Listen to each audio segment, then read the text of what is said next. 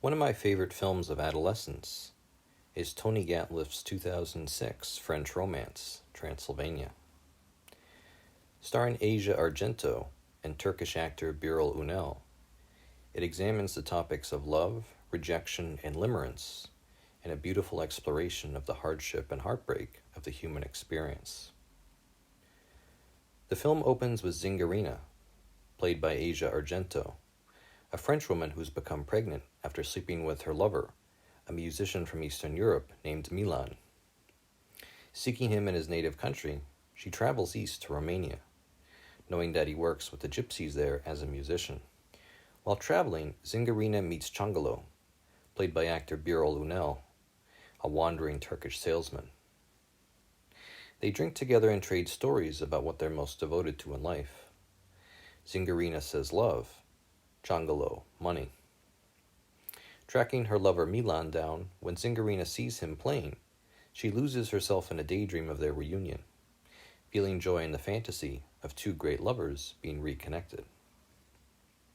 When she confronts him and challenges him about her situation, though, the reality is much harsher, and he rejects and spurns her. Unable to conceive of life without him, she goes into denial, embracing him and refusing to accept what he says. Despite this, he dismisses her and leaves her sitting alone in the street. Spurned by her lover, Zingarina falls into despair. She wanders the countryside, passing through a native festival. This celebration is filled with joy, revelry, and worldly happiness. But in this environment, Zingarina feels totally isolated and alone, and in her despair, cries out in a desperate scream. She feels like her life has no meaning, no purpose, without the lover she thought she was fated for. Zingarina turns to music for solace. Here we encounter one of the motifs of the film, how music is used to express the themes of love, ecstasy, and devotion. Listening to the Hungarian music of Bea Paya, Zingarina smashes plates and loses herself in a Bacchic, frenzied dance, and after finds herself stumbling through the streets in a state of drunken resignation. After this, Zingarina is overcome by depression. She travels from place to place through the countryside, having given up on normal life, feeling totally dejected and detached. While living this itinerant lifestyle, Zingarina re-encounters Ciongolo. He laughs at her, revealing the results of her devotion to love as an idea. She starts laughing also, realizing her foolishness. The two then become a kind of bohemian couple, living out of Ciongolo's car on the road. They drift through the wilderness and embrace the natural beauty of Transylvania. They survive off of Ciongolo's job, selling items to people out of the back of his car. In this, we experience the bohemian aesthetic of the film. It's clear Tony Gatliff found something deeply charming and endearing about the region. The culture of Transylvania is eccentric and unique, defined by its music, and has diverse influences like those of the Hungarians, Gypsies, and Turks. While Transylvania is a land of poverty and graft, Ciongolo is a kind of noble grifter who lives by his own ethic. He can be an honest salesman, and someone who can generously spend his money to benefit others, like when he buys everyone drinks at the bar, or when he pays the prostitute to leave him alone.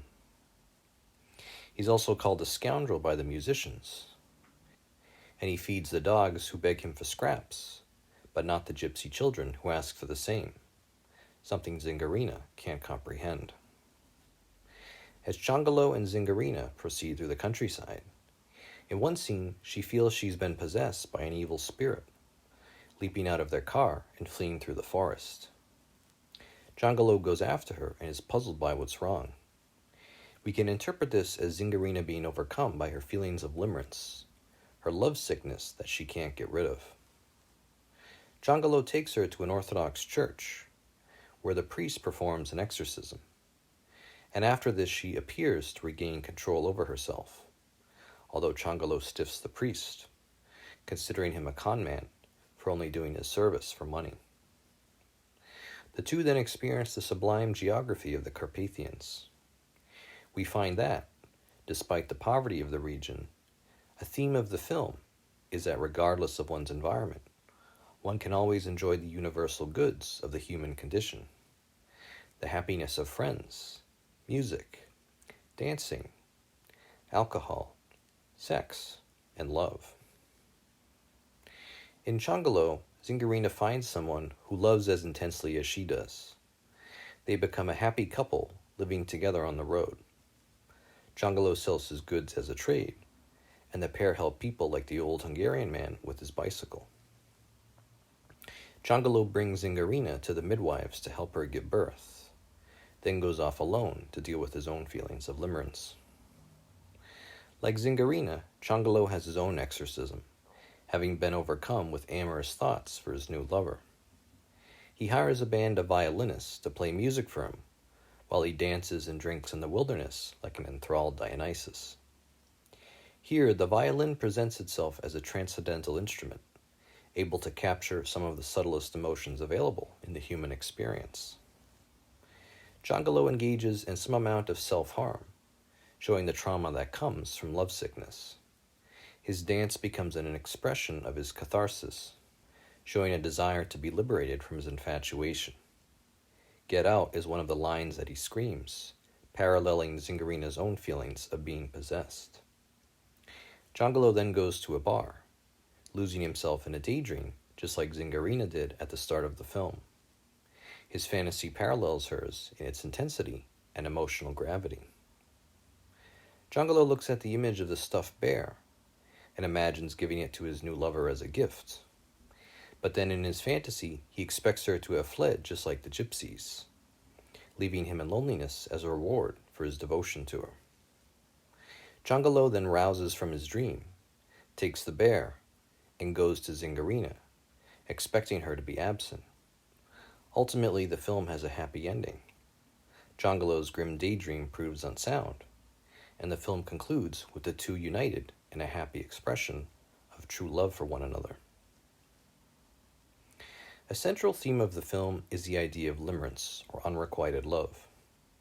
Limerence is a strong, powerful idealization of a person who you daydream about as being a perfect partner or lover. If we turn to history, we can find an example of limerence in the works of the Italian poet Dante Alighieri. As a youth, Dante met a young woman in Florence named Beatrice, who he developed a lifelong infatuation with. Beautiful and graceful, she came to embody the virtues of Dante's religion.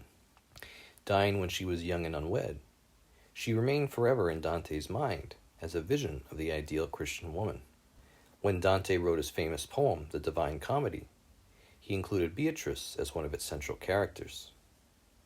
After following the poet Virgil through hell and purgatory, on arriving in the celestial spheres of paradise, Dante is guided by the ghost of his lost lover.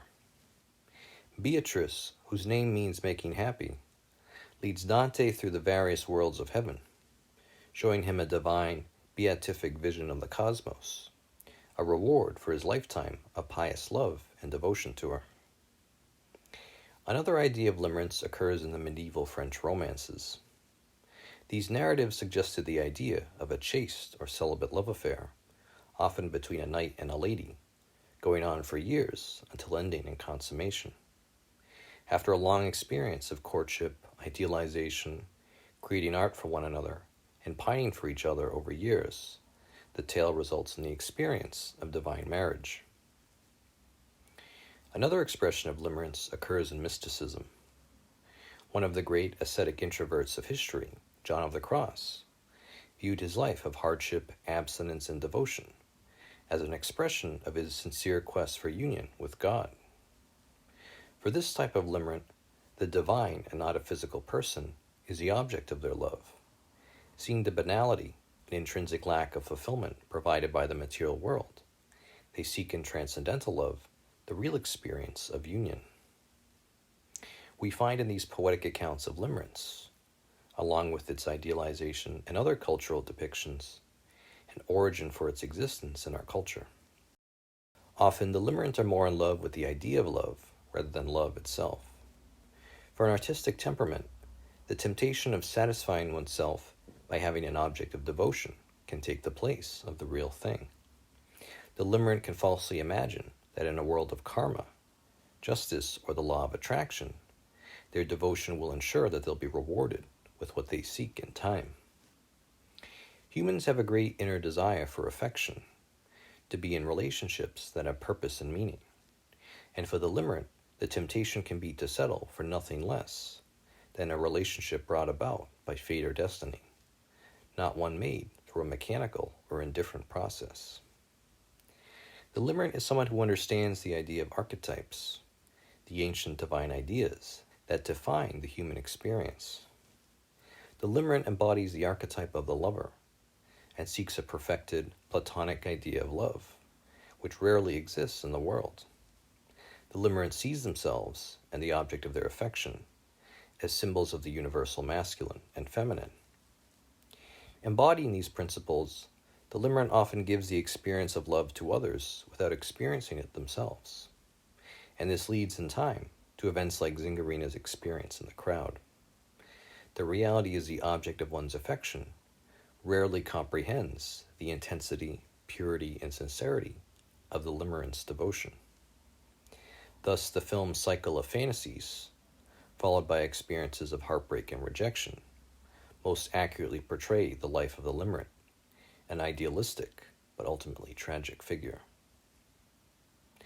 As we explored earlier, exorcism is a recurring theme in the film, felt by the characters when they dance, get drunk, or go through religious rituals. This theme seems to express the desire for the limerent to be freed from their thoughts of infatuation, as though the limerent knows, on some level, that their love sickness is indeed just that, a kind of disease that oppresses them. There is a song by Depeche Mode called Clean that explores this idea. In the song, the singer refers to himself being purified of the obsessive thoughts he feels for an unrequited love, referring to the periods when he no longer has an infatuation as times when he's clean. We see this same desire for purification in Transylvania, in Zingarina's exorcism, and in Changalo's drunken catharsis in the wilderness. Taken as a whole, we can reflect on Transylvania and try to derive its meaning. It seems to be saying that limerence usually does not have a happy ending, that it is more like a curse or a possession that one wants to be freed of. A limerent could meet a great potential partner, but if that person isn't their current object of affection, they could dismiss them, thinking the relationship is unmeaningful. This type of psychology is one of the ways the limerent injures themselves. Thinking that if only their inner feelings are purer or nobler, the limerent believes the world will mystically bend to their will and give them what they need. The reality is that romance in media, art, and folklore deceive the limerent, causing them to fall in love with the idea of love while failing to experience the real thing. The limerent imagines a conscious universe, one where they only have to wait and pine more longingly to cause the cosmos to gratify them emotionally. At the same time, after repeated experiences of disappointment, the limerent can eventually begin to comprehend and break out of the illusion of their life. While the limerent has a beautiful and poetic way of looking at the world, based on archaic, medieval, and romantic ideas, and while their views instill life with meaning and purpose, for example, interpreting even small gestures and acts as containing a greater significance, it ultimately makes the limerent more aloof and alienated from true love. Ultimately, limerence is not love, but a complicated, intellectually elevated form of infatuation. While the limerent justifies themselves by appealing to destiny or a higher power, and invokes artistic or aesthetic ideas to justify themselves, in truth limerence is related more to magical thinking, intrusive thoughts, and the sunk cost fallacy than reality. We should recall how in Dante's comedy, he ascends the Mount of Purgatory, in the process purifying his soul in its expression of love. We can join Changalo and Zingarina in their exorcisms, seeking to experience true relationship, and not be contented with the mere imagination of limerence.